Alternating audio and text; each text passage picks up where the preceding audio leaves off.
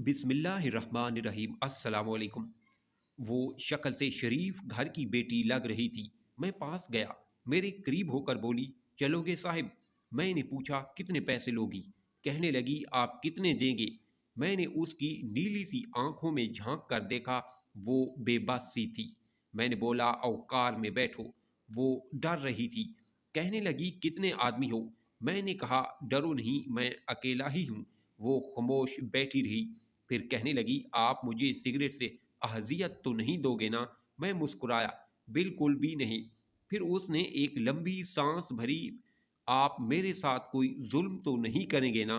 आप चाहे मुझे 500 कम दे देना, लेकिन मेरे साथ बुरा ना करना प्लीज।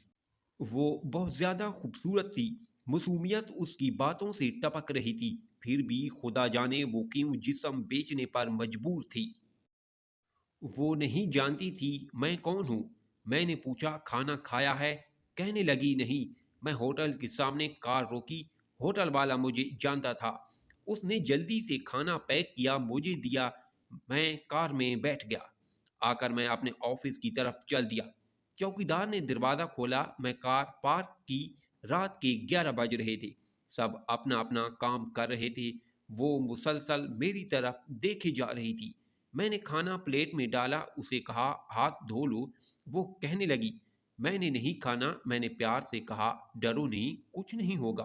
वो हाथ धोकर आई, मेरे सामने कुर्सी पर बैठ गई और खाना खाने लगी।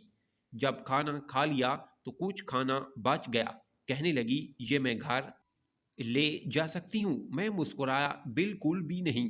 वो चुप हो गई, भुर्क उतारने लगी। मैंने कहा, रुक जाएं, मेरे पास आकर बैठ जाएं। वो हैरान थी। मेरी आंखों में देखकर बोली, जल्दी से अपना काम करें, मुझे वापस छोड़ आएं। मैंने कहा, नहीं पूछूंगा, क्यों करती हो ऐसा, क्यों बेचती हो जिसम? बस इतना कहूंगा, छोड़ सकती हो क्या? ये सब वो मेरे चेहरे की तरफ देखने लगी। आप पागल लग रहे हैं मुझे। मैंने उसकी आंखों में देखा, हाँ पागल ही हूँ। मैं सब पागल ही समझते हैं मुझे। वो कहने लगी, अगर कुछ करना नहीं तो मुझे वापस छोड़कर आओ। मैंने उसके सर पर हाथ रखा, फिर पर्स से 30,000 निकाले, उसके हाथ पे रखे। वो हैरान थी। कहने लगी, मैंने नहीं लेने, आप क्यों दे रहे हैं ये पैसे मुझे? मैंने उसके चेहरे पर एक थकन महसूस की थी। वो अपने आंसू रोके बैठी थी। बार बार कह रही थी, मुझे बस वापस छोड़कर आओ, मुझे डर लग रहा है। मैंने उसे यकीन दिलाया, डरने की कोई बात नहीं है। अच्छा बताओ ना, बहुत दर्द दिया ना जिंदगी ने? ये सुनना था कि उसकी आंखें नम हो गई थीं, जैसे कोई क़यामत गिर गई हो। इस पे मैं समझ चुका था कि कोई बहुत बड़ा दर्द लिए घूम रही है। दरवाज़ा खोला, कामती आवाज़ में बोली, मुझे छोड़कर आओ वापस। मैंने उसे बैठने का कहा, बताया, मेरा नाम नुमान राजपूत है। डरो नहीं, खुद को महफूज समझो। उसे जब यकीन हो गया तो परेशानी वाली कोई बात नहीं, तो बताने लगी, शौहर मर गया, 3 बेटियां हैं, ससुराल वालों ने निकाल दिया, माँ बाप फौत हो चुके हैं, भाई कोई है नहीं। मामू के घर आई, मामू के बेटे ने मेरे साथ ज्यादती की। मैंने जब मामी को बताया तो सब ने मुझे गलत कहा, मुझे धक्के देकर घर से निकाल दिया। दूर के रिश्तेदारों ने एक बूढ़े से मेरी शादी करवाई, उसके भी बच्चे थे। उसके बच्चों ने मुझे बहुत जलील किया। फिर वो शौहर भी फौत हो गया। बेटियों को लिए दर बदर लिए भटकने लगी। न छत थी न रोटी थी, भूख अफलास थी। सड़क पे खड़ी थी। एक साहब आए, कहने लगे, 1 घंटे के 5,000 दूंगा। ना चाहते हुए माँ की ममता हालात की सताई हुई क्या करती, आखिर चल पड़ी। अब हर रोज जिस्म बेचती हूँ, किराए का घर लिया है, बेटियों को अकेला छोड़कर आती हूँ, क्या करूँ? बहुत बार सोचा खुदकुशी करूँ, लेकिन बेटियों को देखकर हिम्मत नहीं होती। वो रो रही थी। मैं जमाने की बेहिसी महसूस कर रहा था। उसके सर पर हाथ रखा, उसे कहा, नुमान तुम्हारा भाई है, आज से तुम अपनी बेटियों को लो और मेरे ऑफिस के ऊपर वाले एक रूम में रहो। वो यकीन नहीं कर पा रही थी। कार में बिठाया, उसके घर पहुंचा। बेटियां सोई हुई थीं, बहुत प्यारी थीं। गोद में उठाया, दिल को सुकून मिला। वो मुसलसल रोए जा रही थी। मुझे कहने लगी, आप फरिश्ते हैं। आप कौन हैं? मैं उसे अपने ऑफिस ले आया। वो दुआएं देने लगी, झोली उठाकर न जाने कितनी दुआएं देती रही। मैंने उससे कहा, जाकर सो जाएं। अपने ऑफिस रूम में गया। मेरे सामने से वो चेहरा गुजरा जो एक लड़की अपने शौहर से झगड़ रही थी।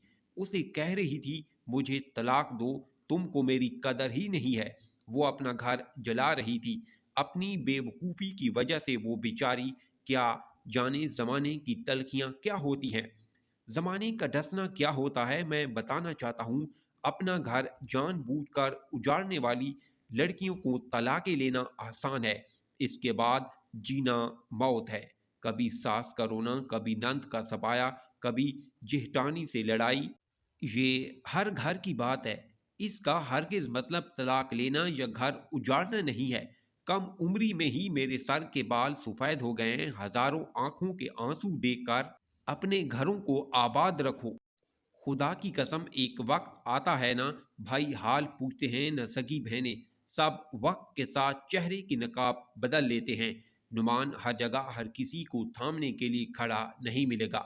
हाँ, मेरी कलम शायद किसी को बर्बादी से पहले बचा ले। हम सफ़र कैसा भी है वो तुम्हारी ढाल है। शादी के बाद सगे भाई से खर्चा लेना भी भीख मांगने जैसा लगता है। मेरी बातें वो औरत समझ सकती है जिस पर ऐसा कुछ गुजरा है। हम सफ़र जैसा भी है वो तुम्हारा लबास है। याद रखना, ज़माने के लिए तुम सिर्फ गोश्त का एक टुकड़ा हो। वो ज़माने गुजरे, मुद्दत हुई जब रिश्तों का पास रखा जाता था। अब रिश्तों से खेला जा सकता है, हवस पूरी की जा सकती है, फिर फेंक दिया जाता है। हाँ, किस्मत में लिखा हम बदल नहीं सकते, लेकिन किस्मत खुद लिख भी सकते हैं। सबर बर्दाश्त झुक कर न जाने कितनी औरतें सिर्फ इसलिए घर उजाड़ लेती हैं कि उसका शौहर उसको टाइम नहीं देता। हाँ, ये शिकवा करना दुरुस्त है, लेकिन क्या गारंटी है उसके बाद जिंदगी में आने वाला उससे भी ज्यादा बुरा हो।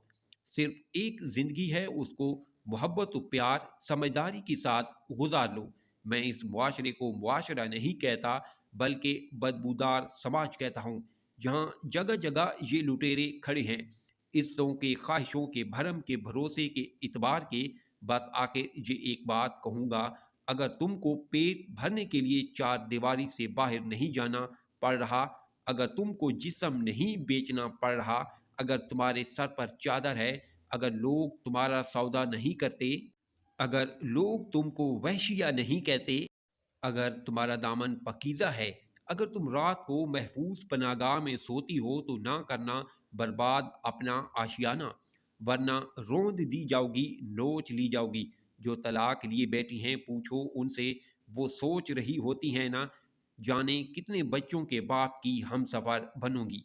न जाने वो कैसा सलूक करेगा, और फिर सारी ज़िंदगी ये ताना सुनते गुजर जाती है, इतनी ही अच्छी होती तो तलाक क्यों लेती। खैर, लड़की अल्हम्दुलिल्लाह महफूज है, लेकिन वो रोती है ज़माने की बेहिस्सी पे। और जानते हो, किसी औरत की बर्बादी में कहीं न कहीं मर्द होता है। मोहब्बत करके छोड़ने वाला दावेदार हो, या निकाह करके तलाक देने वाला बदबख्त। अगर आप इसी तरह समकमोज स्टोरी सुनना पसंद करते हैं तो मेरे चैनल को सब्सक्राइब ज़रूर करें।